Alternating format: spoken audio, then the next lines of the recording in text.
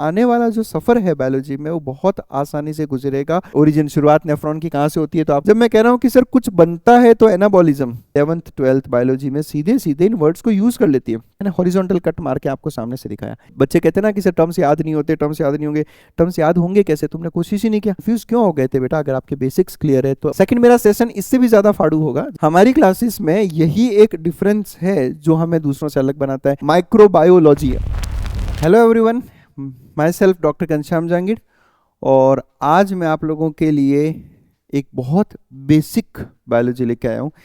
बेटा देखो, ये वीडियो उन लोगों के लिए है जिन्होंने बायोलॉजी की दुनिया में नया नया कदम रखा है। ये आपके फर्स्ट स्टेप्स होंगे। 10th क्लास हम पास करते हैं, फिर हम लोग 11th क्लास में आते हैं और बायोलॉजी सीखना चालू करते हैं। ये वीडियो उन लोगों के लिए भी है जो काफ़ी सालों से बायोलॉजी पढ़ रहे हैं, लेकिन फिर भी कहीं ना कहीं बेसिक्स वीक होने की वजह से उन्हें चीज़ें रटनी पड़ रही है। आपने बहुत सारे लोगों से सुना होगा कि बायोलॉजी में बहुत रटना पड़ता है, बहुत याद करना पड़ता है, इतने सारे टर्म्स है, इतने सारे टर्म्स याद कैसे करें। तो बेटा देखो, अगर ये वीडियो और इसके बाद वाला वीडियो, दो वीडियोज़ हैं मेरे पास में बेसिकली, एक बेसिक्स ऑफ बायोलॉजी और उसके बाद आएगा एटिमोलॉजी ऑफ बायोलॉजी। ये नाम शायद आप लोगों ने पहली बार सुना होगा, एटिमोलॉजी।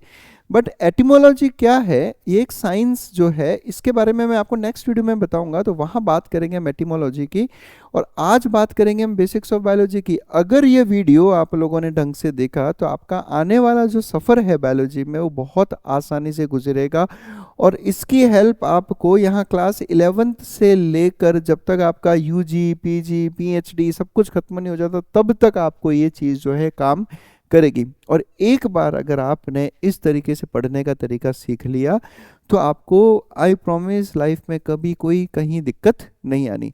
ये वो बेसिक्स हैं बेटा जो आपको किसी बुक में नहीं मिलेंगे, किसी वीडियो में नहीं मिलेंगे, या किसी कहीं लिटरेचर पे इस तरीके से कंपाइल्ड वर्जन में कभी देखने को शायद नहीं मिलेंगे। तो इसलिए गौर से सुनेगा, ध्यान से सुनेगा जो मैं आज आपको यहाँ पर सिखाने जा रहा हूँ। मैं आपको ये सिखाने जा रहा हूँ बेटा कि बायोलॉजी के अंदर बेसिक टर्म्स क्या होते हैं। ये टर्म्स वो हैं जो आपसे डायरेक्ट कोई नहीं पूछेगा, कभी किसी में एग्जाम में नहीं पूछा जाएगा कि सुपीरियर और इन्फीरियर क्या होता है, या एंटीरियर, पोस्टीरियर, डोर्सल, वेंट्रल क्या होता है।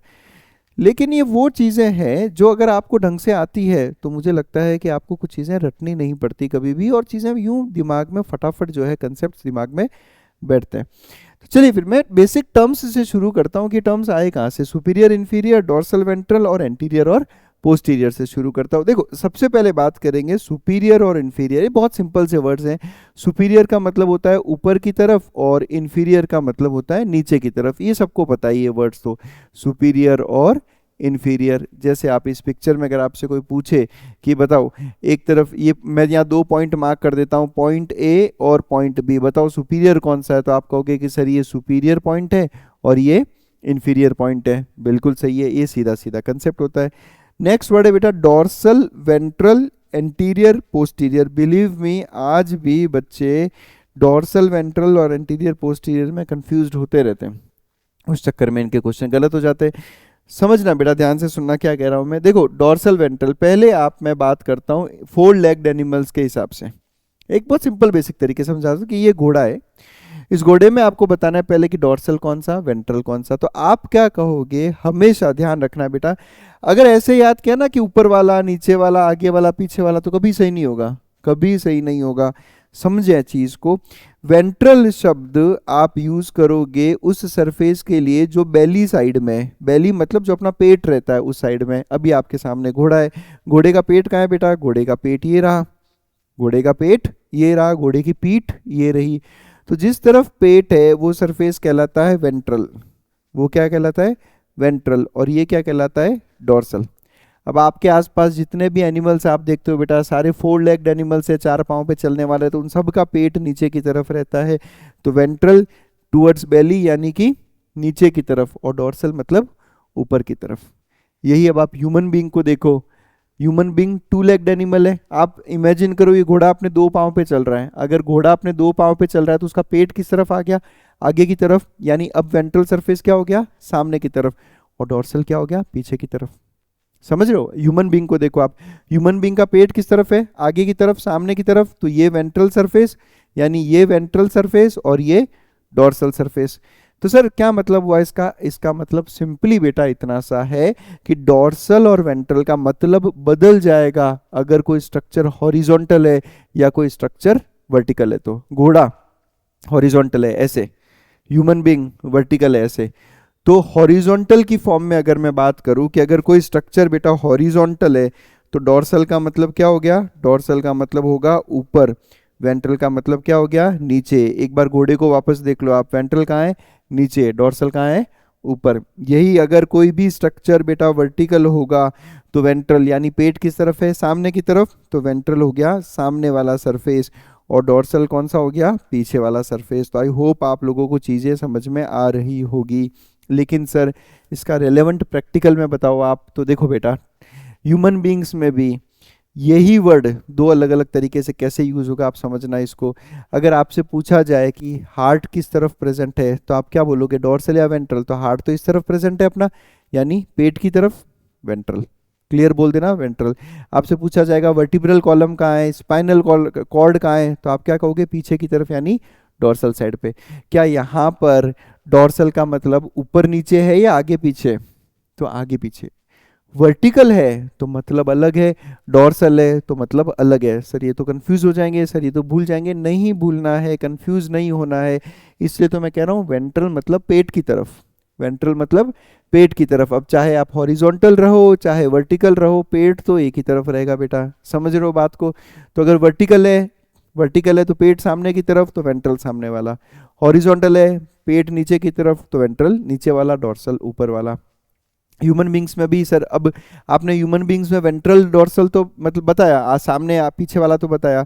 ह्यूमन बींग्स में अब आप ऊपर नीचे कैसे करोगे? तो आप देख लो, टंग की बात करो। टंग हॉरिजॉन्टल स्ट्रक्चर है अपनी बॉडी में, तो जब मैं कहूंगा टंग का डॉर्सल सरफेस तो आप क्या कहोगे? टंग का अपर सरफेस जहां पे टेस्ट बर्ड्स प्रेजेंट है, और टंग का वेंट्रल सरफेस यानी कि नीचे वाला सरफेस। एग्जाम में लिखा हुआ आता है कि taste buds are present on the dorsal surface of tongue, यानी टंग के ऊपर वाले सरफेस पर प्रेजेंट होती है। तो कंफ्यूज नहीं होना है, इस बात का विशेष ध्यान रखना है डॉर्सल और वेंट्रल के बीच में। क्लियर है बेटा? बिल्कुल। चलो नेक्स्ट वर्ड बताता हूं मैं, एंटीरियर और पोस्टीरियर। ये वर्ड भी कंफ्यूज करता है कई बार। मैं आपको विद एग्जांपल बता दूंगा कि ये वर्ड आपको कहां पर कंफ्यूज करेगा। तो सुनना ढंग से बेटा, देख एंटीरियर पोस्टीरियर, इसमें भी वही कंफ्यूजन है जो कंफ्यूजन है डॉर्सल और वेंट्रल में। हॉरिजॉन्टल में मतलब बदल जाता है और वर्टिकल में मतलब बदल जाता है। तो ध्यान से सुनना बेटा। देख इस घोड़े को देखो आप, अगर मैं आपसे पूछूं कि घोड़े का कौन सा एंड एंटीरियर है कौन सा एंड पोस्टीरियर है, तो आप क्या कहोगे कि सर जिस तरफ घोड़े का सिर है वो एंटीरियर, और जिस तरफ घोड़े की पूंछ है वो पोस्टीरियर। जिस तरफ घोड़े का सिर है वो एंटीरियर, जिस तरफ घोड़े का पूंछ है वो पोस्टीरियर। ये तो कब? जब स्ट्रक्चर कैसा है? हॉरिजॉन्टल। अब घोड़े को खड़ा कर दो आप, यानी वर्टिकल कर दो, तो एंटीरियर क्या हो गया? एंटीरियर हो गया ऊपर वाला, पोस्टीरियर हो गया नीचे वाला, क्योंकि अब इसका सर ऊपर चला गया ना। एंटीरियर मतलब ऊपर की तरफ, पोस्टीरियर मतलब नीचे की तरफ। ह्यूमन बींग्स की तरफ देखो आप। अब मैं अगर आपको बोलूँ ह्यूमन बींग्स में एंटीरियर पोस्टीरियर, तो आप डेफिनेशन तो वही लिखोगे ना। डेफिनेशन तो मैंने हमेशा यही कह दी कि एंटीरियर इज टूवर्ड्स हेड। बस जैसे तुमने कह दिया कि वेंट्रल इज टूवर्ड्स बेली, वैसे ही कह दो कि एंटीरियर इज टूवर्ड्स हेड। घोड़े का एंटीरियर तो आप कहोगे ये रहा sir towards head. Human being में एंटीरियर तो आप कहोगे कि सर ये रहा देखो टूवर्ड्स हेड, ये एंटीरियर। समझ में आ रही है बात? जैसे एक एग्जाम्पल और ले लेता हूं मैं। एग्जाम्पल में मैं आपको 2 पॉइंट मार्क करता हूं, पॉइंट ए और पॉइंट बी। एक घुटने के ऊपर लगाया और एक घुटने के नीचे लगाया, और आपसे पूछा कि बताओ पॉइंट ए और पॉइंट बी में से एंटीरियर कौन सा है, तो आप कहोगे कि sir towards head is anterior, तो A is anterior, B is posterior. इसी पॉइंट को घोड़े में अगर मैं लगाऊं कि एक पॉइंट यहाँ लगाया मैंने ए, एक पॉइंट लगाया मैंने बी, तो आप कहोगे ए इज एंटीरियर और बी इज पोस्टीरियर, यानी A is towards head, B is towards tail. यानी हॉरिजॉन्टल स्ट्रक्चर में तो एंटीरियर आगे वाला, पोस्टीरियर पीछे वाला। वर्टिकल में एंटीरियर ऊपर वाला, पोस्टीरियर नीचे वाला। सर एग्जाम्पल के साथ बताओ ह्यूमन बींग्स में। एग्जाम्पल के साथ बता देता हूँ, अब आप ध्यान से सुनना। एक लाइन लिखी है एनसीईआरटी में, आप देखो मेरी बात सुनो, मैं आपको विद एग्जाम्पल्स बताऊंगा सारा, और जो भी बता रहा हूँ ये क्लास 11th और 12th में है। इतने साल से पढ़ा रहे बच्चे, हमें अच्छे से पता है कि बच्चा कौन सी लाइन में कहाँ जाके कंफ्यूज होगा और कहाँ गलतियाँ करेगा। मुझसे बच्चे कहते हैं कि सर नीट एग्जाम में मार्क्स क्यों नहीं आ रहे? तो बेटा मार्क्स इसलिए नहीं आ रहे क्योंकि हम कंसेप्ट पे काम नहीं कर रहे। रैंक लाने वालों में और जिनके थोड़े कम मार्क्स हैं, रैंक नहीं लाने वालों में फ़र्क क्या है? वो फ़र्क है बेटा कंसेप्ट्स का। जब डायरेक्ट क्वेश्चन पूछा जाता है ना कि which one of the following is example of this, तो सबको आता है। लेकिन जब क्वेश्चन आते हैं ट्रू और फॉल्स, जब क्वेश्चन आते हैं ना असर्शन और रीजन, वहाँ पे जाकर हम कंफ्यूज हो जाते हैं, क्योंकि वो यहाँ पर हमें खिलाते हैं सारा गेम। तो ऐसा कंफ्यूजन नहीं रखना है। अब आप लाइन समझना, लाइन लिखी है, मैं लाइन लिख के देता हूँ आपको कि लैरिंग्स, लैरिंग्स, एक सेकेंड कलर चेंज कर लेते हैं। लाइन लिखी है कि लैरिंग्स is the anterior part of trachea. क्या लिखा है? लैरिंग्स is the anterior part of trachea. इसका मतलब क्या हुआ? अब बच्चे पता है क्या सोचते हैं? बच्चों को लगता है एंटीरियर तक का मतलब तो सर सामने वाला होता है। तो अगर ये ट्रेकिया है तो बच्चे कहते हैं कि लैरिंग्स इसके एंटीरियर सरफेस पे है। ऐसा नहीं है। लैरिंग ट्रेकिया एक वर्टिकल स्ट्रक्चर है बेटा, तो यहाँ पे एंटीरियर का मतलब क्या होगा? टुवर्ड्स हेड, ऊपर की तरफ। लैरिंग्स ट्रेकिया के ऊपर की तरफ, ट्रेकिया का ही अपर एंटीरियर मॉडिफाइड पार्ट क्या कहलाता है? लैरिंग्स। इसलिए ये वर्ड्स आपको कंफ्यूज करते हैं, और कंफ्यूज्ड तब तक रहोगे जब तक आप इनका बेसिक मीनिंग नहीं समझोगे। और जिस दिन बेसिक मीनिंग आप समझ गए, आपका कोई कंफ्यूजन नहीं है, आप खुद ये लाइंस जो है क्रिएट कर सकते हो। इतना आसान है बायोलॉजी, लेकिन बेटा बेसिक्स पे आपको काम करना पड़ेगा। तो आई होप ये पहले 3 वर्ड्स आपको क्लियर होंगे, सुपीरियर, इंफीरियर, डोर्सल वेंट्रल और एंटीरियर और पोस्टीरियर। चलिए आगे बढ़ते हैं। इसी तरह के बहुत सारे शब्दों के साथ मैं आज आया हूँ आप लोगों के पास, ताकि यहाँ से आप लोग अपने जो सफ़र की शुरुआत करोगे बायोलॉजी की, वो बहुत आसानी से हो, और प्लस आपका आगे का रास्ता भी बहुत सुगम तरीके से या आसानी से कट सके। चलिए बेटा, नेक्स्ट पॉइंट है मीडियल वर्सेस लेटरल। ये वर्ड्स भी बहुत बार यूज होते हैं एनसीईआरटी में, अलग अलग जगह पे अलग अलग तरीके से वर्ड यूज किए गए। मीडियल और लेटरल का बहुत सिंपल मतलब होता है बेटा, मीडियल मतलब मिडल, बीच में। तो आप इसको ऐसे करोगे कि sir something that is towards mid line. अगर कुछ मिड लाइन की तरफ है तो वो मीडियल, और अवे फ्रॉम मिड लाइन होगा तो वो होगा लेटरल। सर एग्जाम्पल दो, एग्जाम्पल देते हैं, रुको एक सेकेंड। तो जो मिड लाइन की तरफ मीडियल, या आसानी से याद हो जाएगा, मिड की तरफ मीडियल, मिड से दूर लेटरल। कैसे देख लेते हैं हम लोग। 2 पॉइंट लगा रहा हूं, पॉइंट ए, पॉइंट बी। बताओ, मैं पूछूं इन दोनों पॉइंट में से मीडियल कौन सा है, तो आप कहोगे कि सर मिड लाइन तो ये रही, यानी A is towards the mid line तो ये medial, and B is away from the mid line तो ये क्या हो गया? लेटरल। तो मिड लाइन की तरफ मीडियल, मिड लाइन से दूर लेटरल। सर प्रैक्टिकल एग्जांपल बताओ। प्रैक्टिकल एग्जांपल भी लेते हैं। किडनी दिख रही होगी आपको यहाँ पर, एनसीईआरटी की लाइन है, समझना आप अच्छे से। आपको पूछा जाएगा कि किडनी का लेटरल सरफेस कौन सा है, तो देखो ये मिड लाइन मानूं मैं बॉडी की, ये बॉडी की क्या हो गई? Mid line. इस मिड लाइन में मैं आपको 2 सरफेस मार्क करके दे रहा हूं, आप मुझे बताना कौन सा मीडियल है और कौन सा लेटरल है। ध्यान से सुनना। किडनी का एक सरफेस ये रहा, देखो ये रहा एक सरफेस, ये इसकी एक एज है किडनी की, इसको नाम दे देता हूं मैं ए, और ये दूसरा एज है इसका। सुना होगा आपने किडनी इस तरीके से बीन शेप्ड स्ट्रक्चर है, ये बी। बताओ ए और बी सरफेस में से मीडियल कौन, लेटरल कौन? तो आप कहोगे कि sir B is towards the mid line, तो ये मीडियल और ये लेटरल। अब आप सुनना क्या लिखते हैं बुक में। बुक में लिखते हैं कि जो किडनी का हाइलम वाला पोर्शन होता है, हाइलम क्या सर? हाइलम वो पोर्शन बेटा जहाँ से यूरेटर बाहर आता है, renal artery, renal vein, nerves, ये सब जहाँ से एंटर एग्जिट करते हैं उसको कहते हैं हाइलम, यहाँ रहता है। तो क्वेश्चन आता है कि हाइलम कहाँ पर है, मीडियल या लेटरल? तो हाइलम अगर इस तरफ है बेटा, तो यानी हाइलम किस तरफ हो गया? मीडियल साइड में, ना कि लेटरल साइड में। तो medial is towards the mid line, lateral is away from the mid line. आगे बढ़ते हैं, धीरे धीरे लूंगा बेटा बहुत आराम से, ताकि कंसेप्ट यहीं पर हम आज खत्म करें।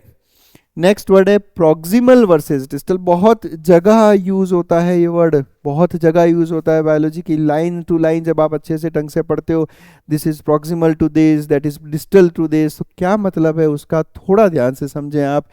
देखो जब हम प्रॉक्सिमल और डिस्टल की बात करें तो आप ऐसा बोले कि जो ओरिजिन के पास, देखो P for proximal, P for पास, मैं हिंदी को इंग्लिश में लिख के दे रहा हूं, P for proximal, P for pass. D for distal, D for distal और डी फॉर दूर, याद हो जाएगा, बहुत आराम से याद हो जाएगा। D for distal, D for दूर, मतलब जो ओरिजिन के पास दैट इज प्रॉक्सिमल, जो ओरिजिन से दूर that is distal. Sir example के साथ समझाओ, तो एग्जाम्पल के साथ समझा देते हैं, सुनना अच्छे से। ये आपके सामने एक फ्लावर का स्ट्रक्चर है, एग्जाम में इसी तरीके से कंफ्यूज करेंगे आपको। इस फ्लावर के अंदर एक स्टेमन का डायग्राम दे रखा है, जिसमें स्टेमन का ये वाला पार्ट फिलामेंट कहलाता है और ये वाला पार्ट क्या कहलाता है, एंथर। देखो फिलामेंट का ओरिजिन यहाँ से हो रहा है, शुरुआत तो बेस तो यहीं पे है ना इसका, तो ओरिजिन हो रहा है यहाँ पे। तो अगर मैं बोलूँ आपसे पूछूं कि बताओ बेटा एंथर फिलामेंट के प्रॉक्सिमल पोर्शन पे है या डिस्टल पोर्शन पे है, तो ये फिलामेंट यहाँ से जुड़ा हुआ है, यहाँ से इसका ओरिजिन है। एंथर इसके ऑपोजिट एंड पे प्रेजेंट है, यानी एंथर प्रेजेंट है on the distal part of filament और ये इसका प्रॉक्सिमल पार्ट। सर और प्रैक्टिकल एग्जांपल दो, और प्रैक्टिकल एग्जांपल देते हैं। आपने नेफ्रॉन पढ़ा होगा बेटा, नेफ्रॉन में आप दो वर्ड यूज करते हो, पीसीटी और DCT, proximal convoluted tubule, distal convoluted tubule. तो बेटा अगर ये नेफ्रॉन है, आपके सामने पिक्चर देखो, तो इस नेफ्रॉन के अंदर ओरिजिन शुरुआत नेफ्रॉन की कहाँ से होती है, तो आप कहते हो कि सर शुरुआती पार्ट तो बोमेन्स कैप्सूल है, तो वो ट्यूब्यूल का पार्ट जो बोमेन्स कैप्सूल के पास है वो तो होगा पीसीटी, और जो दूर है वो क्या कहलाएगा, डीसीटी। इस तरीके से ये वर्ड्स बनाए गए हैं। आप यहाँ पे देख लो, मैं दो वर्ड यूज कर लेता हूँ। जैसे मैंने यहाँ पर बोला कि ये हाथ है आपका, तो इस हाथ में ये बोन कौन सी होती है बेटा, ह्यूमरस बोन। इस तरफ होती है रेडियस, इस तरफ होती है अल्ना, ये तीन बोन है। आपसे पूछा जाएगा कि बेटा रेडियस और ह्यूमरस का पोजीशन में प्रॉक्सिमल कौन, तो आप कहोगे कि सर ये हाथ है, हाथ का ओरिजिन यहाँ से मैं मानूंगा इसको ओरिजिन, तो humerus is proximal to radius, radius is distal to humerus. बस इस तरीके से वर्ड्स हमें यूज करने हैं। समझ में आई बात? बस करो, प्रैक्टिस करो। जब आप इस तरह से इसको समझोगे, अच्छे से करोगे, उसके बाद आप घर जाके जब बुक्स पढ़ोगे, एनसीईआरटी खोलोगे, तो एनसीईआरटी की line to line, word to word को बेटा ढंग से समझते हुए आगे बढ़ना, एक एक वर्ड को मार्क करते हुए पढ़ना। इस तरह के जो वर्ड्स आएंगे प्रॉक्सिमल, डिस्टल, अंडरलाइन करते हुए पढ़ना, देखना गलत आपका हो ही नहीं सकता।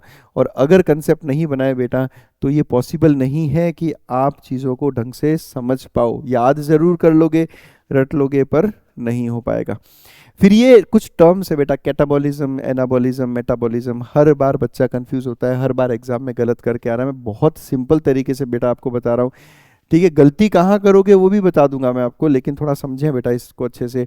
मेटाबॉलिज्म अपने बॉडी में होने वाली हर एक केमिकल रिएक्शन, अपनी बॉडी में होने वाली हर एक केमिकल रिएक्शन क्या कहलाती है, मेटाबॉलिक रिएक्शन।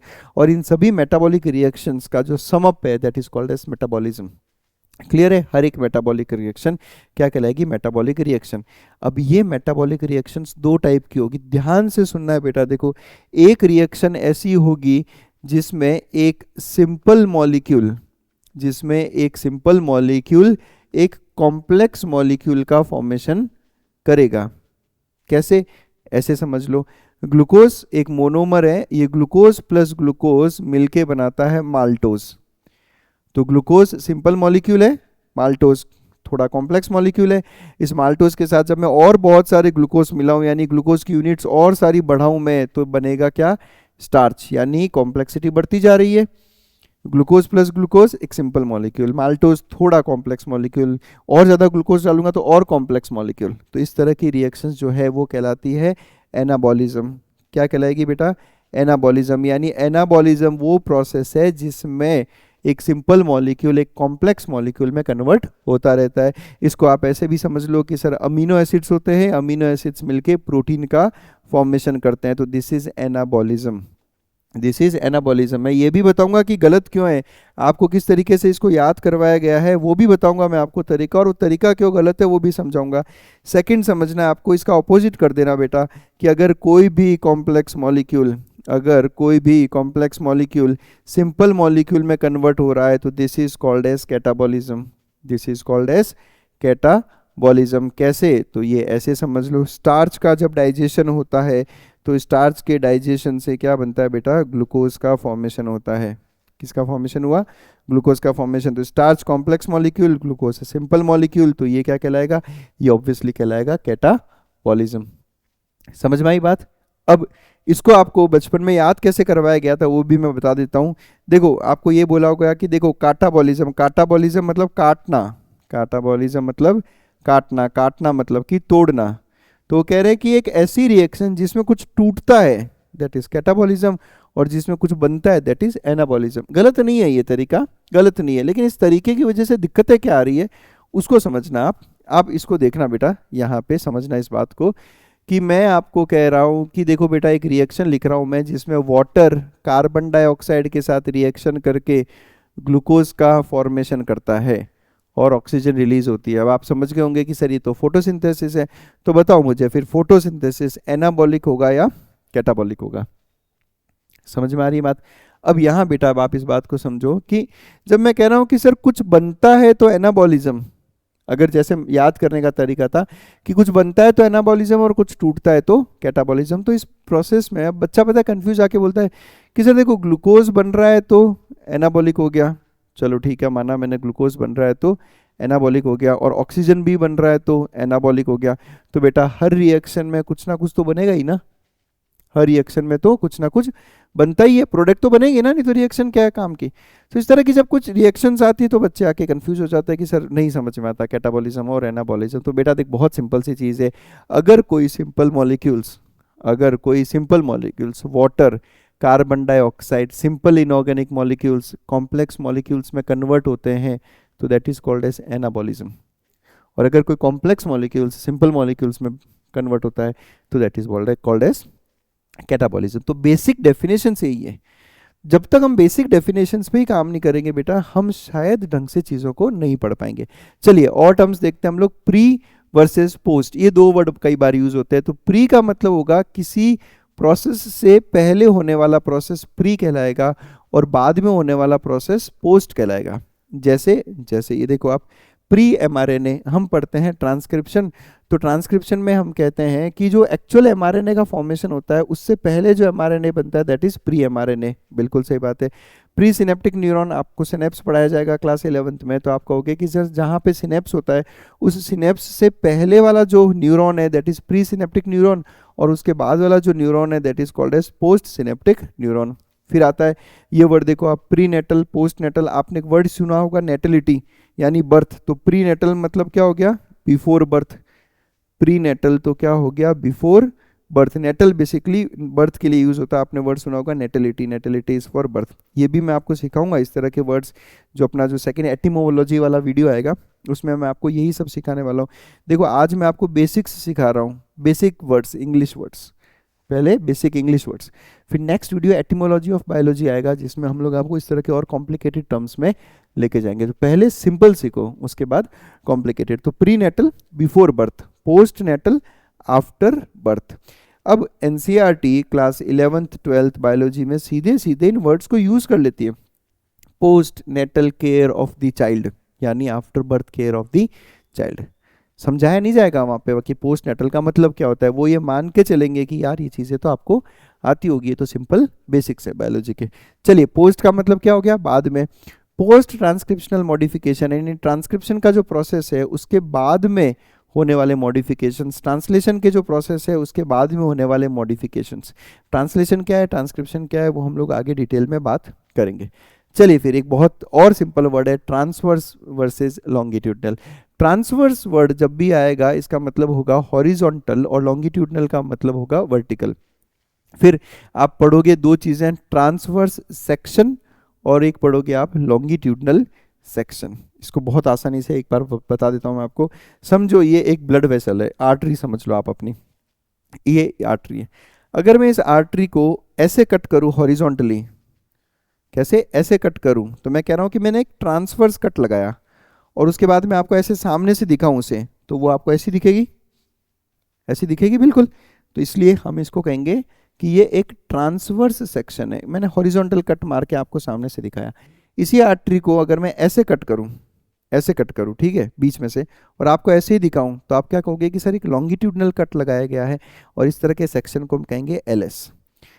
ठीक है, तो ये लॉन्गिट्यूडनल सेक्शन कहलाता है और ये ट्रांसवर्स सेक्शन कहलाता है। अब यहाँ एक और वर्ड सिखा देता हूँ मैं आपको। एक बायो में बहुत जगह पे एक वर्ड यूज होता है ल्यूमन।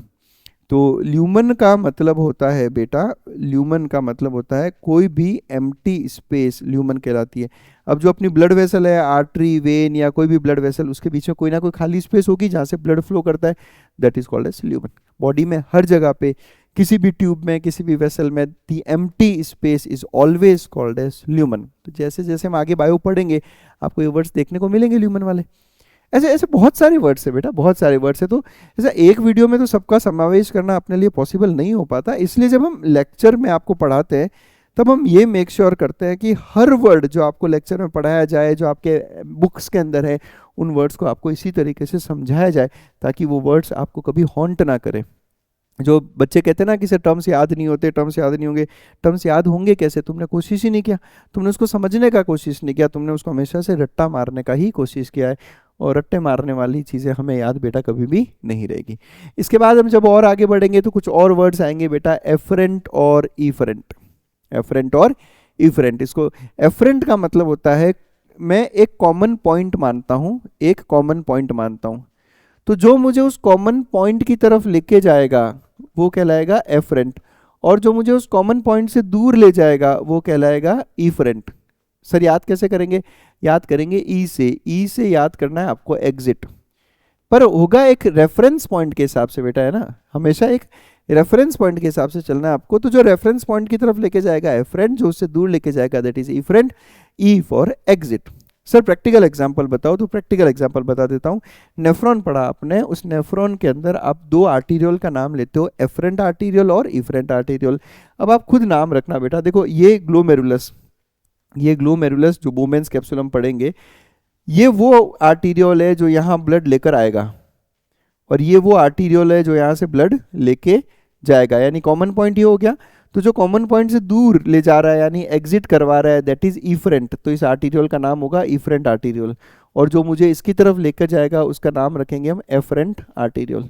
और कोई एग्जाम्पल है क्या? बहुत सारे एग्जाम्पल है। स्पाइनल कॉर्ड का एग्जाम्पल ले लो आप, ये एक रिफ्लेक्स एक्शन दिखा रखा है हमने।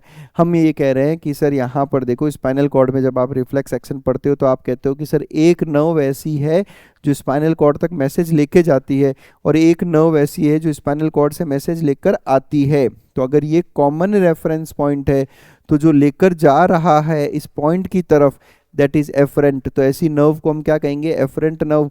और ऐसी नर्व जो स्पाइनल कॉर्ड से दूर लेके आ रही है या फिर एग्जिट करवा रही है उसको हम कहेंगे ईफरेंट नर्व।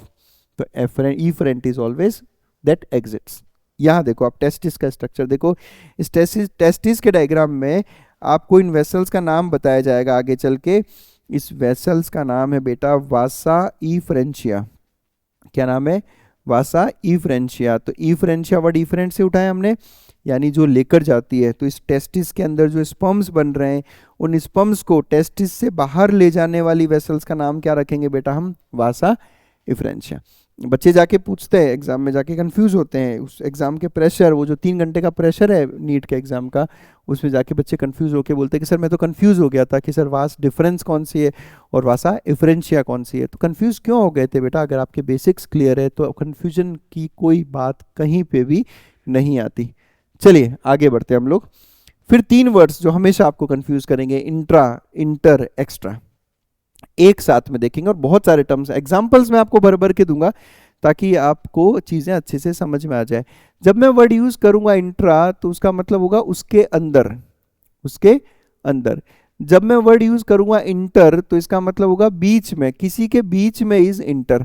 और जब मैं वर्ड यूज करूंगा एक्स्ट्रा तो उसका मतलब होगा बाहर, किसी के बाहर। इंट्रा अंदर, इंटर बीच में, एक्स्ट्रा बाहर। एग्जाम्पल लेते हैं, एग्जाम्पल लेते हैं, बिल्कुल सही बात है, बिना एग्जाम्पल कुछ समझ में नहीं आएगा हमें। ये एक नॉर्मल ह्यूमन टिश्यू का ये डायग्राम है।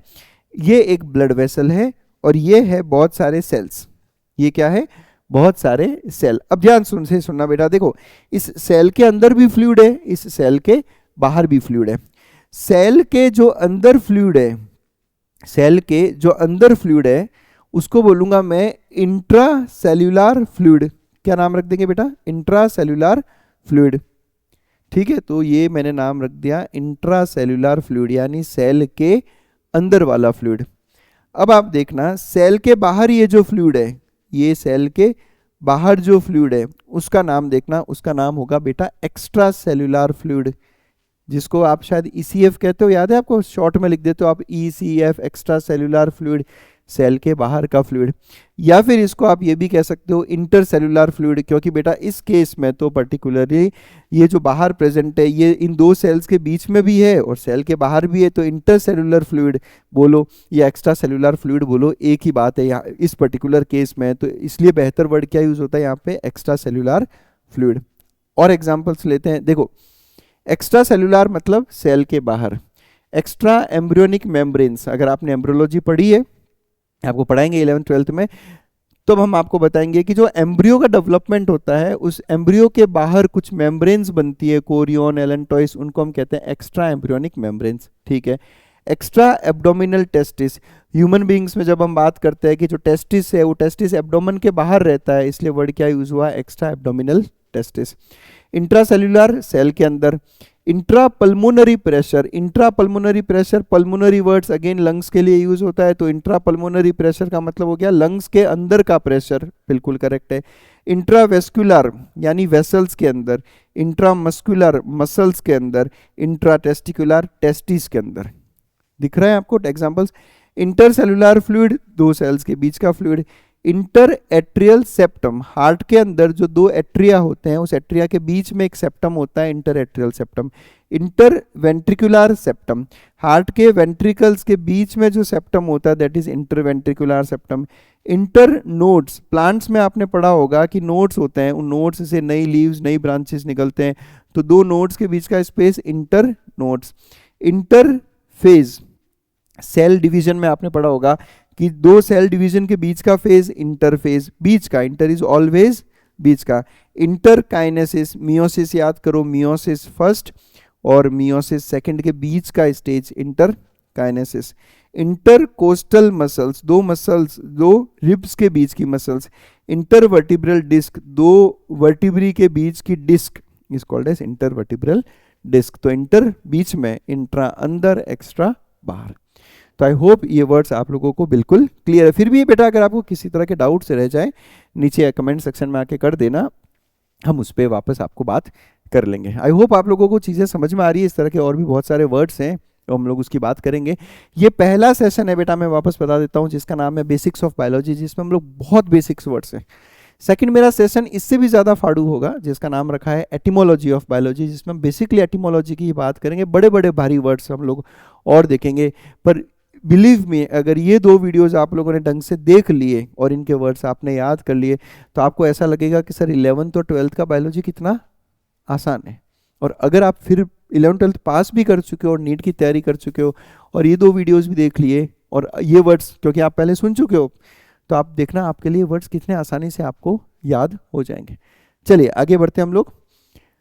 कुछ टर्म्स जो बार बार यूज होते हैं, बायोलॉजी, कॉन्ट्रा, हर जगह यूज होते हैं। देखो बायो वर्ड जहां पे भी यूज होगा उसका मतलब होगा लाइफ। लॉजी वर्ड कहीं पे भी यूज होगा उसका मतलब होता है टू स्टडी, किसी भी चीज को स्टडी करना, पढ़ना, लॉजी कहलाएगा।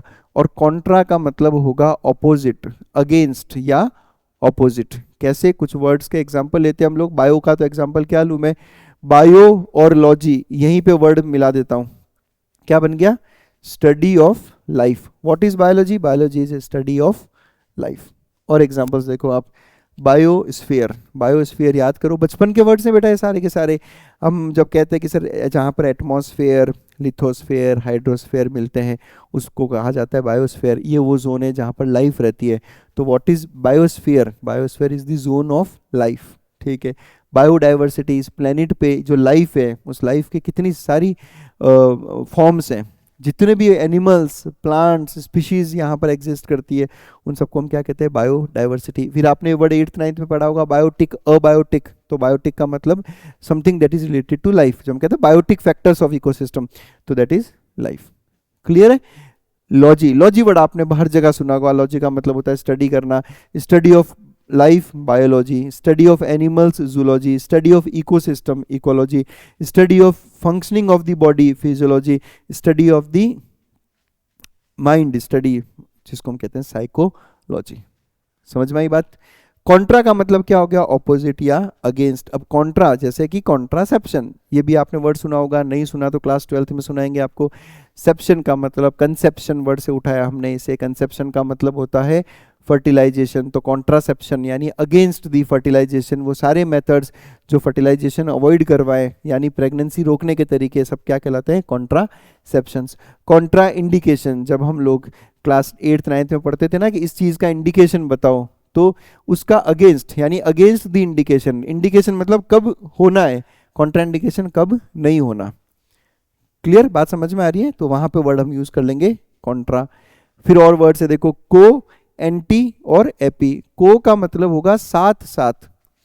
जैसे बचपन में पढ़ते थे ना आप लोग, को एड स्कूल्स होती थी, को एजुकेशन स्कूल, जहाँ पे लड़के और लड़कियां साथ साथ पढ़ते थे, उसको हम कहते थे कोऑपरेटिव सोसाइटीज, साथ साथ रहने वाले।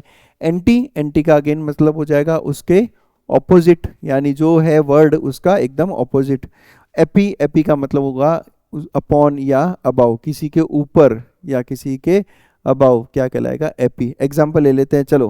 को का मतलब साथ में, को एवोल्यूशन यानी साथ साथ इवॉल्व हो रहे हैं। इकोलॉजी की एक बहुत खूबसूरत फिनोमेनन है को एवोल्यूशन, जो आपको पढ़ाएंगे आगे चल के।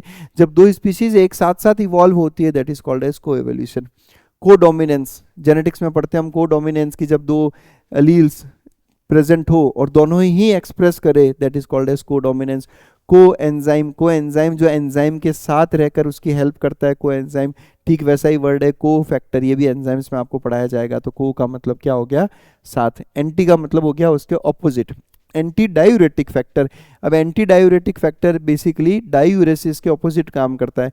अब सर ये डायूरेसिस क्या है बेटा? तो ये सब चीज़ें अपन क्लास 11th 12th में पढ़ेंगे, वहाँ जाके मैं आपको इसका पूरा मीनिंग बता दूंगा एंटी डायूरेटिक फैक्टर का, कि डायूरेसिस के अगेंस्ट काम करता है, इसलिए एंटी डायूरेसिस। एंटीबायोटिक्स, एंटीबायोटिक्स वो मेडिसिन हैं जो बैक्टीरिया के अगेंस्ट काम करती है। एंटीवायरल वो मेडिसिन जो वायरस के अगेंस्ट काम करती है। एंटी पैरेलल, जब आप डीएनए पढ़ते हो तब आप ये वर्ड यूज़ करते हो एंटी पैरेलल, कि अगर एक डायरेक्शन लाइन की ये है और दूसरे की डायरेक्शन ये है तो this is called as anti parallel. DNA के दोनों स्ट्रैंड्स एंटी पैरेलल होते हैं। एंटी कोडॉन, अगर आपने ट्रांसलेशन पढ़ा होगा तो आपने पढ़ा होगा कि एमआरएनए पे जो कोडॉन रहता है उसका कॉम्प्लीमेंट्री टीआरएनए पे प्रेजेंट रहता है, तो इसको कहा जाता है कोडॉन और इसको कहा जाता है एंटी कोडॉन। जिसने पढ़ा है उसको समझ में आया होगा, जिसने नहीं पढ़ा तो वेट करो, अगर आप नए नए आए हो बायोलॉजी की लाइफ में तो टाइम लगेगा आपको ये सब चीज़ें में। एंटी ट्रांसपेरेंट्स, एंटी मतलब अगेंस्ट ट्रांसपीरेशन, ऐसे ऐसे सब्सटेंसेस जो ट्रांसपीरेशन को रोकते हैं, दैट इज एंटी ट्रांसपेरेंस। फिर वर्ड आता है एपी, एपी का मतलब होता है अबाउ। एपिडर्मिस यानी स्किन का सबसे ऊपर वाला लेयर क्या कहलाएगा? एपिडर्मिस, है ना, ऊपर वाला, तो एपिडर्मिस। एपिग्लोटिस, एपिग्लोटिस क्या है बेटा? तो याद करो, ट्रेकिया के ऊपर एक कार्टिलेज होता है, एपिग्लोटिस। एपिथैलेमस याद करो, थैलेमस के ऊपर वाला part epithalamus. Epipetalous, AP petal के ऊपर से, कई बार क्या होता है बेटा, जो स्टेमन होता है वो पेटल के ऊपर से ओरिजिनेट होता है, तो एपीपेटलस। एपीगाइनस याद करो, आपको प्लांट मॉर्फोलॉजी में पढ़ाया होगा कि जो फ्लावर के बाकी के पार्ट्स हैं, फीमेल पार्ट को छोड़ के यानी कार्पल को छोड़ के, वो अगर सारे के सारे कार्पल के ऊपर वाले तरफ से ओरिजिनेट हो तो that is epigynous. Epicardium, heart की सबसे ऊपर वाली लेयर एपिकार्डियम। एपिनेफ्रिन एक हार्मोन है जो बेसिकली किडनी के ऊपर वाली ग्लैंड से आता है, इसलिए epinephrine. Epicotyl, epi above cotyl, cotyledon के ऊपर से जो ओरिजिनेट होता है एपिकोटाइल। एपीफाइट ऐसे प्लांट्स जो दूसरे प्लांट्स के ऊपर ग्रो करते हैं, एपीफाइट्स। एपीटेपलस जो टेपल्स के ऊपर हैं, दैट इज एपीटेपलस, यानी जो टेपल्स के ऊपर से ओरिजिनेट होते हैं, एपीटेपलस। ये सारी चीज़ें हम प्लांट मॉर्फोलॉजी में डिटेल में पढ़ते हैं, और जब वो वर्ड वहाँ पे यूज़ होगा तो वापस से आपको वो समझाया जाता है। तो हम हमारी क्लासेस में यही एक डिफरेंस है जो हमें दूसरों से अलग बनाता है, कि हम चीज़ों को रटाने में नहीं, हम उन चीज़ों को समझाने में और कुछ इस तरीके से पढ़ाने में बिलीव करते हैं जिससे बच्चा उस चीज़ को ज़्यादा लंबे टाइम तक याद कर सके और समझ पाए। और ये सब चीज़ें आपको केवल 11th 12th ड्रॉप नीट में काम नहीं आएगी, ये आपको काम आएगी थ्रू आउट योर लाइफ। चाहे आप आगे चल के MBBS करें, MD करें, कुछ भी करें, टर्म्स आपको इस तरीके से समझने होंगे। नेक्स्ट वर्ड है बेटा हाइपर और हाइपो। ये वर्ड्स बहुत बार यूज होते हैं। हाइपर का मतलब होगा ज्यादा या किसी के लेवल से ऊपर, और हाइपो का मतलब होगा कम या किसी भी लेवल से नीचे। हाइपो नीचे या कम, हाइपर ऊपर या ज़्यादा। कैसे, एग्जाम्पल ले लेते हैं। हाइपरटेंशन, हाइपरटेंशन अगर ब्लड प्रेशर ज़्यादा होगा तो उस कंडीशन को कहते हैं हाइपरटेंशन। हाइपरग्लाइसीमिया, अगर आपका ब्लड ग्लूकोज लेवल बढ़ जाता है तो हाइपरग्लाइसीमिया, जैसा डायबिटीज़ में होता है। सर ये वर्ड्स ग्लाइसीमिया और ये सब कब पढ़ाओगे, कैलीमिया, नेट्रीमिया, वो एटिमोलॉजी में बताऊंगा बेटा आपको। एटिमोलॉजी इतना बढ़िया होगा ये, वो नेक्स्ट वाला वीडियो, लेकिन उसके लिए ज़रूरी है पहले कि हम बेसिक्स, उसके बाद एटिमोलॉजी पे जाएंगे। हाइपरग्लाइसीमिया। हाइपर पैरासाइट्स, ऐसे पैरासाइट्स जो दूसरे पैरासाइट्स पे ही सर्वाइव करे, दैट इज हाइपर पैरासाइट, यानी एक तो पैरासाइट उसके ऊपर भी सर्वाइव करने वाला हाइपर पैरासाइट कहलाएगा। हाइपर कैलीमिया, अगर ब्लड में पोटेशियम का लेवल बढ़ जाए तो हाइपर कैलीमिया। हाइपरनेट्रीमिया, अगर ब्लड में सोडियम का लेवल बढ़ जाए तो हाइपरनेट्रीमिया। हाइपरथायरॉयडिज्म, अगर ब्लड में थायराइड का लेवल बढ़ जाए तो हाइपरथायरॉयडिज्म। देखो कितने आसान वर्ड्स हैं, कितने आसान वर्ड्स हैं। हाइपो का एग्जाम्पल ले लेते हैं। हाइपोटेंशन, ब्लड प्रेशर कम हो जाना, हाइपोटेंशन। ब्लड शुगर लेवल कम हो जाना, हाइपोग्लाइसीमिया। हाइपोथैलेमस, देखो थैलेमस के नीचे वाला पोर्शन हाइपोथैलेमस। पोटेशियम लेवल कम हो जाना ब्लड में, हाइपोकैलीमिया। सोडियम लेवल ब्लड में कम हो जाना, हाइपोनेट्रीमिया। हाइपोथायरॉयडिज्म, ब्लड में थायराइड लेवल कम हो जाना, हाइपोथायरॉयडिज्म। हाइपोडर्मिस, एक हमने देखा एपिडर्मिस, स्किन की सबसे ऊपर वाली लेयर और उसके नीचे वाली लेयर, हाइपोडर्मिस। हाइपोगाइनस, वो देखा था याद है, एपिगाइनस ऊपर, हाइपोगाइनस उसका ऑपोजिट नीचे। हाइपोक्सिया, अगर ब्लड, अगर टिश्यूज में ऑक्सीजन की कमी हो जाए, हाइपोक्सिया। हाइपोकोटाइल, कोटालिडन के नीचे से ओरिजिनेट होने वाला। हाइपोफेरिंग्स, फेरिंग्स का सबसे नीचे वाला पोर्शन हाइपोफेरिंग्स। ठीक है, तो जब हम लोग और डिटेल में ये सारे टर्म्स बेटा 11th 12th में, ये याद रखना आप, सब कुछ 11th 12th में पढ़ोगे और इतने सारे टर्म्स हैं कि कंफ्यूजन होता ही है, इसलिए कह रहा हूँ बेसिक्स सीख लो, एटिमोलॉजी सीख लो, जीवन आसान हो जाएगा। एंडो, एक्टो, एक्सो, यहाँ पे आते हैं वापस। एंडो का मतलब होगा अंदर, और एंडो अंदर, एक्टो और एक्सो दोनों वर्ड का मतलब होता है बाहर। जब कुछ बाहर है तो एक्टो, एक्सो, अंदर है तो एंडो। एग्जांपल्स बता दो सर, एग्जांपल भी बता देते हैं। एंडोकार्डियम, हार्ट की सबसे अंदर वाली लेयर, एंडोकार्डियम। एंडोमेट्रियम, यूटेरस के सबसे अंदर वाली लेयर, एंडोमेट्रियम। देखो कितना सिंपल तरीके से टर्म्स बनाए गए। अब जब मैं ये सारे टर्म्स एक साथ आपको बताऊं तो आप एक बार सोचोगे कि सर इतने सारे टर्म्स याद करने हैं क्या, लेकिन इसमें याद करने को कुछ है ही नहीं। एंडोपैरासाइट्स, एंडोपैरासाइट्स जो होस्ट के अंदर रहते हैं एंडोपैरासाइट, और जो बाहर रहते हैं वो एक्टोपैरासाइट। एंडोथीलियम, ब्लड वेसल के सबसे अंदर वाली लेयर, एंडोथीलियम। एंडोसाइटोसिस, अगर कोई भी चीज सेल के अंदर एंटर करती है तो एंडोसाइटोसिस, सेल से बाहर निकलेगी तो एक्सोसाइटोसिस। एंडोडम, प्लांट्स में पढ़ेंगे, एक अंदर वाली कॉर्टेक्स की सबसे अंदर वाली लेयर, एंडोडम। एंडोथर्मिक, सुना होगा आपने इन रिएक्शंस के बारे में, एंडोथर्मिक, एक्सोथर्मिक, ऐसी रिएक्शंस जिसमें एनर्जी अंदर आए यानी एनर्जी एब्जॉर्ब हो, एंडोथर्मिक, और जिसमें एनर्जी रिलीज हो या बाहर जाए, that is exothermic. Endocarp, fruit की सबसे अंदर वाली layer, endocarp. Endoplasmic reticulum, cell के अंदर एक नेटवर्क रहता है जिसको हम कहते हैं ईआर या एंडोप्लाज्मिक रेटिकुलम। एंडोन्यूक्लियस, जो डीएनए को बीच में अंदर से काटे, एंडोन्यूक्लियस, जो साइड से बाहर से काटे, एक्सोन्यूक्लियस। एंडोस्केलेटन, बोन्स, कार्टिलेज, जो हमारा अंदर वाला स्केलेटन है, एंडोस्केलेटन। एंडोस्पर्म, सीड के अंदर प्रेजेंट एक nutritive tissue, endosperm. Endodermis, endodermis एक अंदर वाली लेयर, एंडोडर्मिस। एंडोजिनस, एंडोजिनस मतलब किसी का ओरिजिन अगर अंदर से हो, that is called as endogenous, और बाहर से होगा तो एक्सोजिनस। एक्टोपैरासाइट, जो होस्ट के बाहर यानी उसके सरफेस पे रहे, एक्टोपैरासाइट। एक्सोसाइटोसिस, मैंने अभी आपको बताया सेल से बाहर जाना। एक्टोडम, बाहर वाली लेयर, एक्टोडम। एक्टोडम, मीजोडम, एंडोडम आपने सुना होगा। एक्सोथर्मिक, वो रिएक्शन जिसमें हीट बाहर रिलीज हो। एक्सोन्यूक्लियस, जो डीएनए को एंड से काटे। एक्सोस्केलेटन यानी स्केलेटन का बाहर वाला पार्ट। और एक्सोजिनस, अगर कोई चीज़ बाहर ओरिजिनेट होती हो, that is called as exogenous. आप देखना क्लास 11th में वर्ड्स सीखोगे आप, एंडोजिनस स्पोर्स, एक्सोजिनस स्पोर्स। तो जो बॉडी के अंदर ओरिजिनेट होने वाले स्पोर्स एंडोजिनस, और बाहर ओरिजिनेट होने वाले वर्ड्स एक्सोजिनस। बहुत आसान है बेटा, बायोलॉजी बहुत आसान है, बस उसको एक नज़रिए से या उसको पढ़ने वाला चाहिए होता है। पेरी, पेरी भी वर्ड बहुत बार यूज होगा, इसका मतलब होगा किसी के अराउंड, किसी के अराउंड। जैसे कोई स्ट्रक्चर है और इसके बाहर तरफ अगर मैं कोई लेयर लगा दूंगा तो मैं बोल दूंगा कि ये पेरी है। और मीजो, मीजो का मतलब होगा बीच में, किसी के बीच में अगर कुछ प्रेजेंट है तो that is called as meso. Examples बता दो सर, तो ये देख लो, यूटेरस के चारों तरफ जो लेयर होती है सबसे बाहर, पेरीमेट्रियम।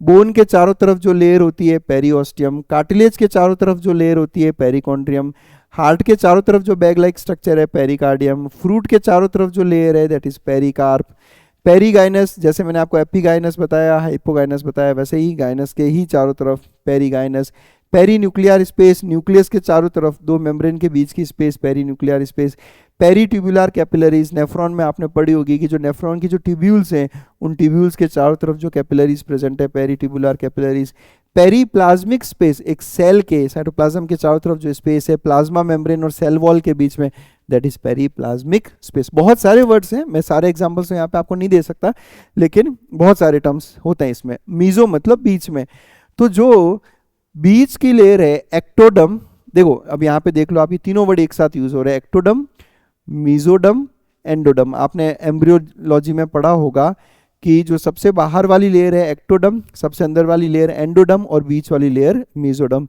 मीजोग्लिया, डिप्लोब्लास्टिक एनिमल्स में बीच में जो सब्सटेंस है मीजोग्लिया। मीजोकार्प, फ्रूट के अंदर जो बीच वाली लेयर है मीजोकार्प। मीजोफिल सेल्स, लीफ के अंदर दो एपिडर्मिस के बीच के सेल्स मीजोफिल सेल्स। तो ये इस तरीके से वर्ड बने।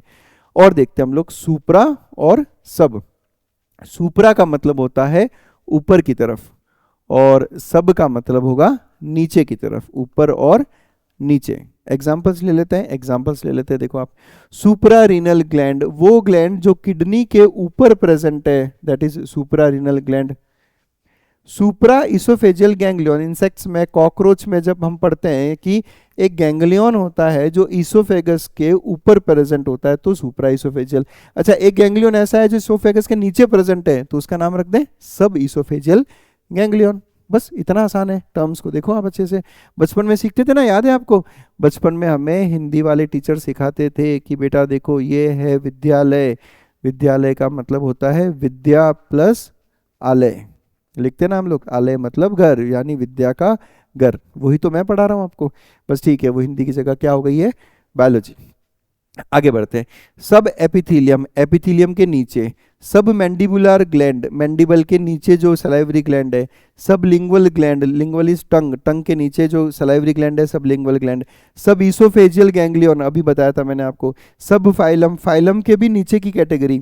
सब स्पीशीज, स्पीशीज के भी अंदर की कैटेगरी। सब स्टोमेटल कैविटी, कैविटी जो स्टोमेटा के नीचे प्रेजेंट है। और सब यूनिट्स मतलब यूनिट्स के भी नीचे वाली यूनिट्स, अगर फर्दर यूनिट्स कर दी जाए तो उसको हम क्या कहते हैं, सब यूनिट्स। Mega, macro, micro. अब तक मैंने बायोलॉजी के टर्म्स लिए ही नहीं है बड़े भारी भारी। अब तक आपने जितने भी वर्ड्स देखे ना, मेगा, माइक्रो, सब, सुप्रा, ये सारे इंग्लिश वर्ड्स हैं, है ना। तो अभी तक तो इसलिए मैं कह रहा हूँ कि ये बेसिक्स है बेटा, असली मजा एटिमोलॉजी में और आएगा अभी आपको, वहाँ हम लोग और ज़्यादा डिटेल में बढ़िया बायो के टर्म्स उठाएंगे। मेगा, मैक्रो का मतलब होगा बड़ा, विशाल, और माइक्रो का मतलब होगा छोटा या सूक्ष्म, छोटा या सूक्ष्म। चलो, माइक्रोबायोलॉजी, अब आप वर्ड बनाओ, माइक्रोबायोलॉजी। माइक्रो मतलब छोटा, बायो मतलब लाइफ, लॉजी मतलब study, study of those life forms जो काफ़ी छोटे हैं, जो यानी कि जो माइक्रोब्स जिनकी हम बात करते हैं, बैक्टीरिया वगैरह, उनकी स्टडी को हम क्या कहते हैं, माइक्रोबायोलॉजी। चलिए वर्ड्स देखते हैं। मेगा कैरियोसाइट, एक ऐसा सेल जिसका कैरियो मतलब न्यूक्लियस बड़ा हो, mega karyocyte. Mega spore, spore जो बड़े हैं साइज में, mega spore. Mega project, class 12th में ह्यूमन जीनोम प्रोजेक्ट में लिखा है वर्ड कि मेगा प्रोजेक्ट था ह्यूमन जीनोम प्रोजेक्ट में, बहुत बड़ा प्रोजेक्ट था ये। एक्रोमिगेली, ग्रोथ हार्मोन ज़्यादा होने से जो एनलार्जमेंट होता है, acromegaly. Macrophyll, macro means large, phyll means leaf, अगर लीव्स का साइज बड़ा है प्लांट्स पे तो मैक्रोफिल। आगे बढ़ो, माइक्रो पे आते हैं हम लोग। माइक्रोब्स मैंने अभी आपको बताया, छोटे छोटे ऑर्गेनिजम्स। माइक्रो स्पोर्स, जैसे बड़े स्पोर्स वैसे छोटे spores, micro spores. Micro injection, ये हम लोग बायोटेक्नोलॉजी में पढ़ेंगे, बहुत छोटा सा माइक्रो इंजेक्शन। माइक्रोफिल, छोटी लीव्स को हम क्या कहते हैं, माइक्रोफिल। ये सारे टर्म्स हैं बेटा 11th 12th में, ध्यान रखना है सारी चीज़ें। होमो और हेट्रो, होमो का मतलब होगा एक जैसे यानी सेम, हेट्रो का मतलब होगा डिफरेंट यानी कि अलग अलग। कैसे देख लेते हैं हम लोग। होमोपॉलीमर्स, ऐसे पॉलीमर्स जिनके सारे मोनोमर्स एक जैसे हैं उसको हम कहते हैं होमोपॉलीमर। जैसे glucose, glucose, glucose, glucose, glucose मिलके बनता है स्टार्च, तो होमोपॉलीमर। इसका ऑपोजिट क्या हो जाएगा, हेट्रोपॉलीमर, जिसके मोनोमर्स अलग है, प्रोटीन है, प्रोटीन अलग अलग अमीनो एसिड्स से मिलकर बनता है तो हेट्रोपॉलीमर, स्टार्च सिर्फ ग्लूकोज से बनता है तो होमोपॉलीमर। होमोपॉलीसैकेराइड्स, ऐसे पॉलीसैकेराइड्स जिनके सारे मोनोसैकेराइड्स सेम हो, अगेन स्टार्च होमोपॉलीसैकेराइड का एग्जांपल है। होमोजाइगस, क्लास 10th में क्या लिखते थे आप जेनेटिक्स में, कैपिटल टी स्मॉल टी, तो कहते थे कि सर ये देखो होमोजाइगस कंडीशन है, और उल्टा होते थे हेट्रोजाइगस की सर ये हेट्रोजाइगस कंडीशन है, यानी अलील्स अलग अलग है तो हेट्रोजाइगस, अलील्स सेम है तो होमोजाइगस। होमोलोगस, वो क्रोमोसोम्स जिन पे सेम जीन्स प्रेजेंट है होमोलोगस। होमोस्पोरस, ऐसे प्लांट्स जो सेम टाइप के स्पोर्स बनाते हैं वो कहलाएंगे होमोस्पोरस। होमोस्पोरस का ऑपोजिट बताओ क्या हो जाएगा, हेट्रोस्पोरस। होमोलोगस का ऑपोजिट क्या हो जाएगा, हेट्रोलोगस। होमोजाइगस का ऑपोजिट हेट्रोजाइगस। होमोपॉलीसैकेराइड्स हेट्रोपॉलीसैकेराइड्स, होमोपॉलीमर्स हेट्रोपॉलीमर्स। बस इतना आसान है, ये देखो सेम वही चीजें मैंने लिख दी है लेकिन ऑपोजिट। या एक और वर्ड आ गया हेट्रोफिली। हेट्रोफिली का मतलब होता है अलग अलग लीव्स। क्लास 11th में आपको पढ़ाएंगे प्लांट ग्रोथ एंड डेवलपमेंट में कि हेट्रोफिली कौन से प्लांट्स में और कहां पर इंड्यूस होती है। और वर्ड्स क्या आएंगे, और वर्ड्स आएंगे एमबी, एम्फी, एम्फो, इस तरह के वर्ड्स आएंगे तो इनका मतलब होगा डुअल नेचर वाले, दो MB, amphi, ampho dual nature वाले। और ऑइड का मतलब होगा उसके जैसा, वो नहीं पर उसके जैसा, वो नहीं पर उसके जैसा। कैसे आते हैं, एग्जांपल्स में आते हैं।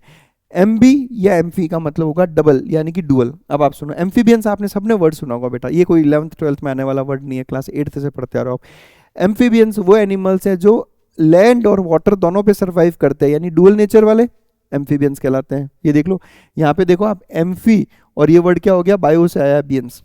ऐसे बायोलॉजिकल ऑर्गेनिजम्स जो डुअल नेचर शो करते हैं that is amphibians. Amphipathic, amphipathic क्या होता है बेटा, जो हाइड्रोफिलिक भी है हाइड्रोफोबिक भी है, एम्फीपैथिक। एम्फोटेरिक जो एसिडिक भी है बेसिक भी है, एम्फोटेरिक। एम्फीबॉलिक, ऐसा पाथवे जो एनाबॉलिक भी है और कैटाबॉलिक भी है, वो हो गया एम्फीबॉलिक पाथवे। अच्छा, कमेंट सेक्शन में आओ और मुझे सबसे बढ़िया एग्जांपल दो आप एम्फीबॉलिक पाथवे का। मैंने बात की थी कैटाबॉलिज्म, मेटाबॉलिज्म, एनाबॉलिज्म की। ऐसे पाथवे जो कैटाबॉलिज्म एनाबॉलिज्म दोनों शो करते हैं वो एम्फीबॉलिक पाथवे कहलाते हैं, उनका एग्जांपल आपको मुझे बताना है। और अनएम्बिगुअस कोड, जेनेटिक्स में हम लोग पढ़ेंगे कि एक कोडॉन एक स्पेसिफिक अमीनो एसिड को ही कोड करता है, इसलिए कोड को हम कहते हैं अनएम्बिगुअस कोड। क्लियर। ऑइड का मतलब होगा उसके जैसा, उसके जैसा कैसे सर, देखो न्यूक्लियोइड, न्यूक्लियोइड का मतलब होगा न्यूक्लियस के जैसा, न्यूक्लियस नहीं न्यूक्लियस के जैसा। अमीबॉइड अमीबा के जैसे, राइजोइड रूट के जैसे, वायरोइड वायरस के जैसा, यूग्लिनोइड यूग्लिना के जैसा।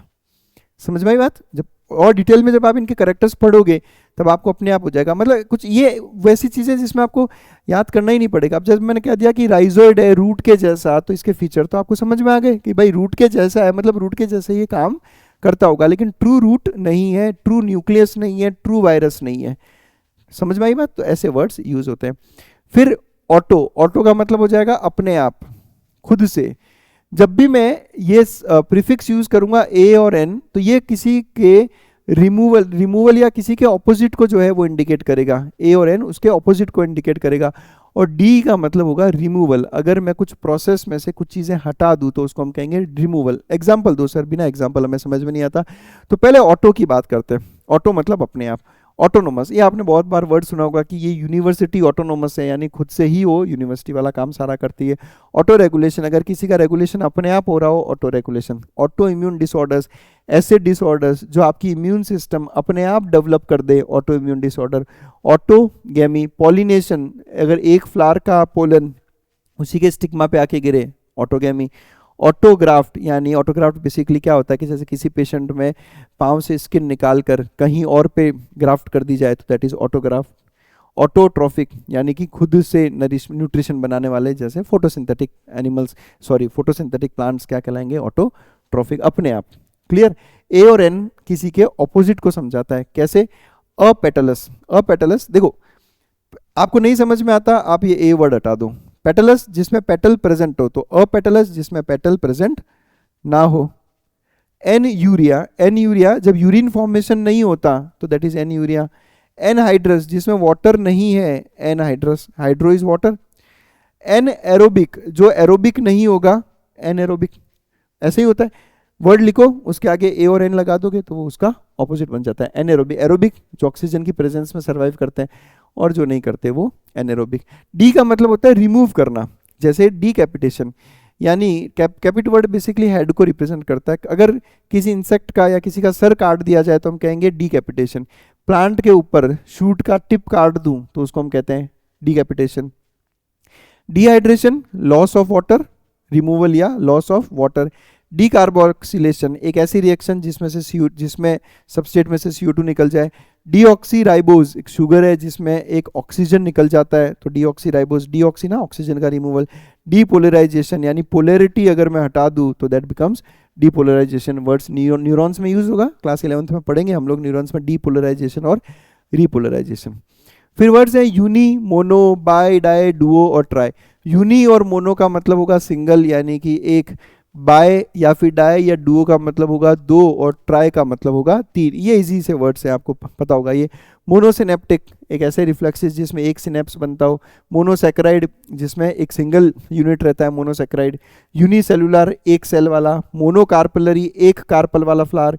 यूनिपोलर न्यूरॉन्स, ऐसे न्यूरॉन जिसमें केवल एक पोल प्रेजेंट हो। फिर बाय, डाई, डुओ में दो। डाईवैलेंट, आपने पढ़ा होगा वैलेंसी के बारे में। डिप्लॉइड, जिसमें दो क्रोमोसोम के सेट हो। बाइसेक्सुअल, जिसमें मेल फीमेल दोनों प्रेजेंट हो। डाईपेप्टाइड, जिसमें दो अमीनो एसिड हो। डाईसैकेराइड, जिसमें दो मोनोसैकेराइड्स हो। कॉर्पोरा बाइजेमिना, फ्रॉग में आप पढ़ोगे मिड ब्रेन में दो पीछे राउंडेड स्वेलिंग्स होती है इसलिए बाइजेमिना वर्ड यूज कर लिया। डाईहाइब्रिड क्रॉस, जिसमें दो करेक्टर एक साथ स्टडी करते हो।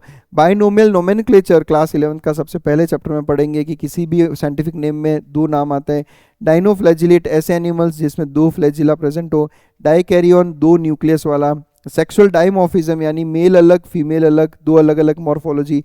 डाई न्यूक्लियोटाइड, जिसमें दो न्यूक्लियोटाइड्स हो। बाईवैलेंट, जिसकी वैलेंसी दो हो, ये क्रोमोसोम्स के लिए भी यूज होता है जब दो क्रोमोसोम्स पेयरिंग करते हैं। बाइकस्पिड, हार्ट के अंदर एक वॉल्व का नाम है बाइकस्पिड, जिसमें दो कस्प प्रेजेंट होते हो। डाइकॉन्डाइलिक स्कल, ह्यूमन बींग्स का स्कल पढ़ाया जाएगा आपको, उसमें कि दो ऑक्सीपिटल कॉन्डाइल होते हैं तो डाइकॉन्डाइलिक। बस सिंपल है। ट्राई पे चलते हैं हम लोग। ट्राईसैकेराइड, जिसमें तीन मोनोमर्स हो। ट्राईपेप्टाइड, तीन अमीनो एसिड वाले। ट्रिप्लॉइड, तीन क्रोमोसोम सेट वाले। ट्राईसेराटॉप्स, ये वो डायनासोर्स है जिसमें तीन हॉर्न्स प्रेजेंट थे तो ट्राईसेराटॉप्स। बेटा ये सारे टर्म्स 11th 12th में है, ध्यान रखना आप लोग। ट्रिप्लोब्लास्टिक, जिसमें तीन जर्मिनल लेयर्स हो। ट्राइमरस, ऐसे फ्लावर्स जिसमें तीन या तीन की मल्टीपल में उसके अपेंडेजेस हो। ट्राइग्लिसराइड्स, जिसमें तीन फैटी एसिड्स जुड़ी हो। ट्राइकस्पिड, वो वॉल्व जिसमें तीन फ्लैप या तीन कस्प प्रेजेंट हो। ये सब कुछ हम लोग डिटेल में 11th 12th में पढ़ने वाले हैं। चलिए आगे बढ़ते हैं। हाइड्रोजन और प्रोटो, ठीक है। हाइड्रो से बात करते हैं हम लोग, यहां से हाइड्रो से शुरू करेंगे। देखना बेटा, हाइड्रो का मतलब होगा वाटर। हाइड्रो का मतलब क्या होगा? वाटर। जन वर्ड जब भी मैं कहीं लगाऊंगा ना बेटा तो उसका मतलब होगा बनाना या बनाने वाला या बनाना, जन कहलाएगा। प्रोटो और प्रो का मतलब होता है कि उसका पहला फॉर्म, फर्स्ट फॉर्म, उसका पहला फॉर्म, कि पहले वो ऐसा था इसलिए प्रोटो, या उसका प्रीवियस फॉर्म प्रोटो कहलाता है। तो प्रीवियस या प्रो या प्रोटो, ठीक है। हाइड्रोजन क्या होता है, सॉरी हाइड्रो क्या होता है बेटा? वाटर। तो हाइड्रोजन का मतलब क्या? बनाने वाला।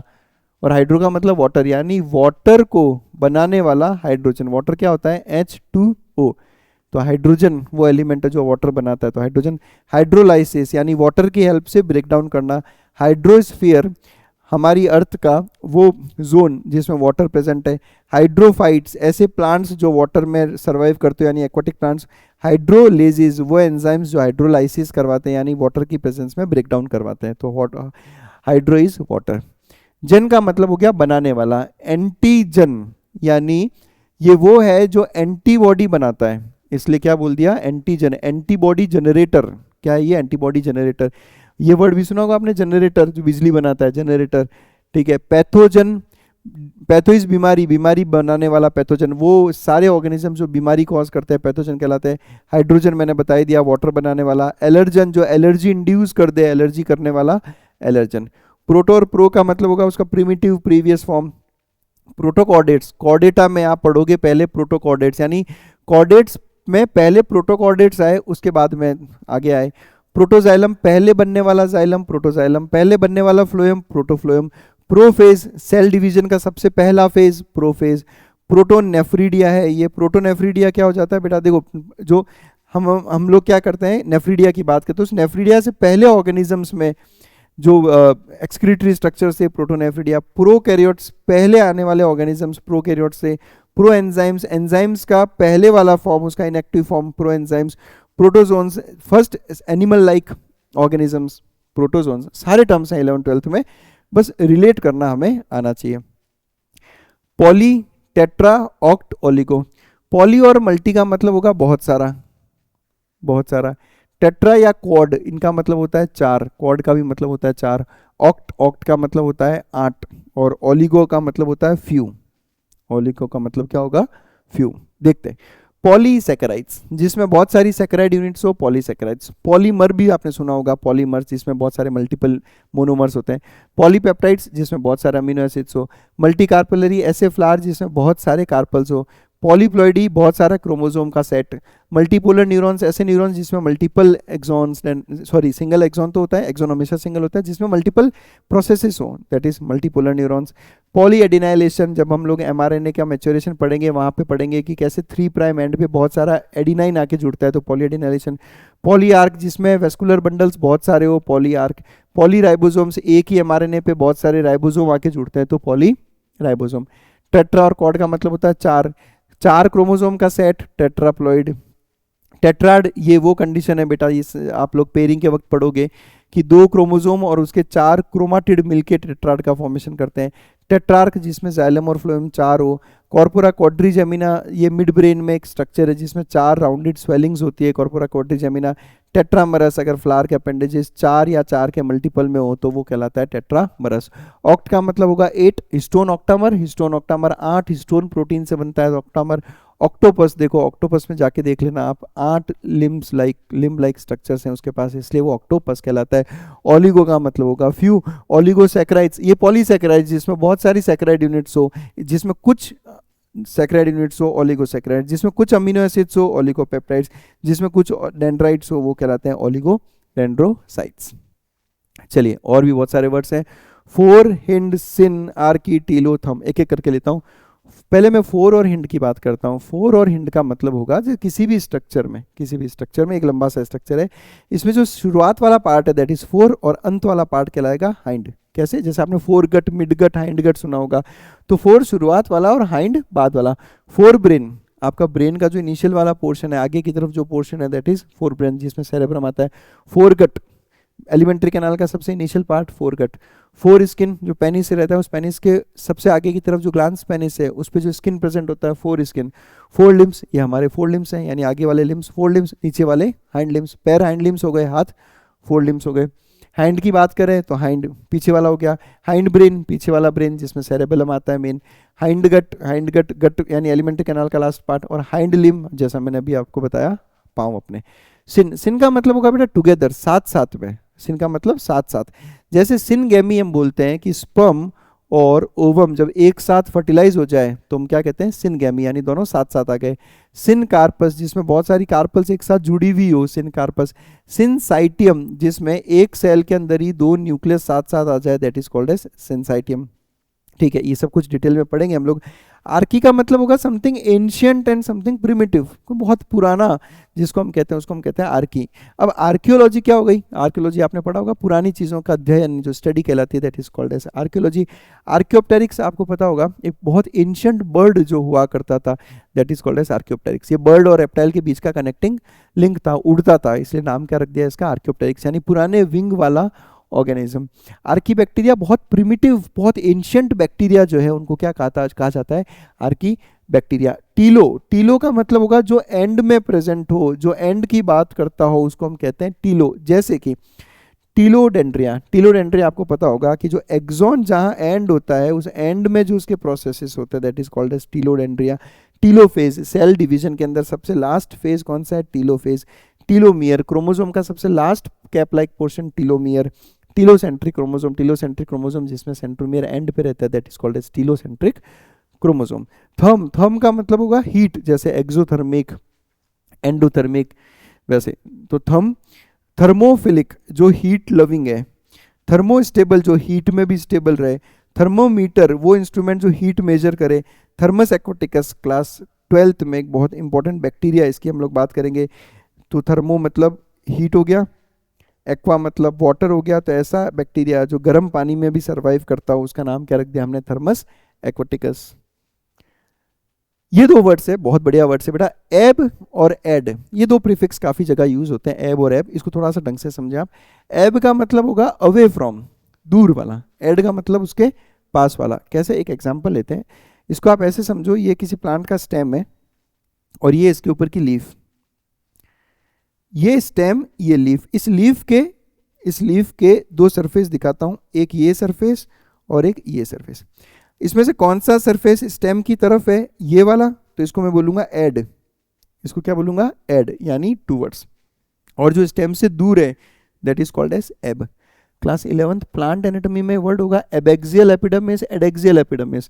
तो एड का मतलब क्या हो गया, एड का मतलब टूवर्ड्स यानी ऊपर वाला, एब का मतलब अवे फ्रॉम स्टेम यानी इस तरफ नीचे वाला, तो एडैक्सियल और एबैक्सियल। अब एड्रिनल ग्लैंड होता है ह्यूमन बींग्स में, adrenal gland towards the kidney, kidney के ऊपर प्रेजेंट होता है ना। जब हम बात करते हैं एड्रिनल ग्लैंड का लोकेशन, तो आप कहते हो कि सर किडनी के ऊपर प्रेजेंट होती है ग्लैंड, तो towards kidney is called as adrenal gland, इसलिए इसका ऐसा नाम रखा गया। आगे बढ़ते हैं, नियो, जियो या आइसो। नियो का मतलब होगा समथिंग न्यू, नियो का मतलब क्या होगा, समथिंग न्यू। जियो का मतलब होता है अर्थ, जियो का मतलब क्या होता है, अर्थ। और आइसो का मतलब होता है सेम सेम, आइसो का मतलब सेम सेम। एग्जांपल ले लेते हैं, समझ लेंगे। नियो का मतलब होता है न्यू, जैसे मैं बोलूँ नियोप्लाज्म, तो नियोप्लाज्म का मतलब होता है एक नई तरह की ग्रोथ, ट्यूमर, ट्यूमर जिसको आप कहते हो that is called as neoplasm, because tumour is a new type of growth, इसलिए इसको नियोप्लाज्म कहा जाता है। ग्लूकोनियोजेनेसिस बेसिकली एक ऐसा फिनोमेनन, एक ऐसा प्रोसेस है जिसमें ग्लूकोज का फॉर्मेशन किसी नए सोर्स से हो अदर देन कार्बोहाइड्रेट, तो उसको हम कहते हैं ग्लूकोनियोजेनेसिस। कई बार क्या होता है, ग्लूकोज की जब जरूरत पड़ती है बॉडी को, तो प्रोटीन्स और फैट्स को भी जो है ग्लूकोज में कन्वर्ट किया जा सकता है, उस प्रोसेस को हम कहते हैं ग्लूकोनियोजेनेसिस। जियो का मतलब होगा अर्थ, जियोलॉजी क्या हो गया बेटा, स्टडी ऑफ अर्थ। जियोट्रोपिज्म आपने लोअर क्लासेस में पढ़ा होगा 8th 9th में, कि जो रूट्स होती है वो अर्थ की तरफ नीचे ग्रो करती है, यानी कि पॉजिटिव जियोट्रोपिक इफेक्ट, तो टुवर्ड्स अर्थ। ज्योग्राफी आपने पढ़ा होगा कि ज्योग्राफी जो अर्थ का सरफेस की स्टडी है, mountains, depressions, oceans, surface features, वो सब किस में पढ़ते हैं आप, ज्योग्राफी में पढ़ते हो। तो इस तरीके से जियो वर्ड यूज होता है। आइसो का मतलब होगा सेम, ये भी आपने केमिस्ट्री में काफी वर्ड सुने होंगे सर, आइसोटोप्स, याद है, आइसोटोप्स जिसका एटॉमिक नंबर और एटॉमिक मास वाला डिफरेंस, के एटॉमिक नंबर सेम है लेकिन एटॉमिक मास अलग है, that is called as isotopes. तो आइसो का मतलब होता है सेम। आइसोमर्स आपने केमिस्ट्री में बहुत पढ़े होंगे, सेम सेम मॉलिक्यूलर फॉर्मूला लेकिन स्ट्रक्चर अलग। आइसोगैमस, अगर गैमीट्स एक जैसे हो तो आइसोगैमस। आइसोडायमेट्रिक, जिनका डायमीटर सेम हो that is called as iso diametric. वो बेटा बहुत बेसिक वर्ड्स हैं, बहुत बेसिक वर्ड्स है। मतलब आज के इस पूरे लेक्चर में, ये जो मेरा पहला सेशन है, इसमें मैंने केवल और केवल बेसिक इंग्लिश वर्ड्स समझाने की कोशिश की। बायोलॉजी में तो मैं अभी घुसा ही नहीं, बायोलॉजी में मैं घुसूंगा यहाँ पर एटिमोलॉजी में, इसको कहते हैं एटिमोलॉजी ऑफ बायोलॉजी का। अगर बायोलॉजी बहुत ढंग से पढ़नी है, समझना है, ये वीडियो जरूर देख लेना बेटा। और ये वीडियो और आज का वीडियो दोनों मिलाकर अगर आपको पूरा ढंग से समझ में आ गया है, तो मुझे लगता है कि आपको बायो में कहीं कोई दिक्कत नहीं होगी। और ये करने के बाद में आपको बायोलॉजी बहुत इंटरेस्टिंग और बहुत आसान जो है वो लगनी लगेगी। तो जुड़े रहिए हमारे साथ में, ताकि एटिमोलॉजी ऑफ बायोलॉजी आप तक पहुंच सके, और इस तरह के और भी वीडियोस हम आप लोगों के लिए लेकर आते रहेंगे। तो बस that's it, thanks a lot for watching us.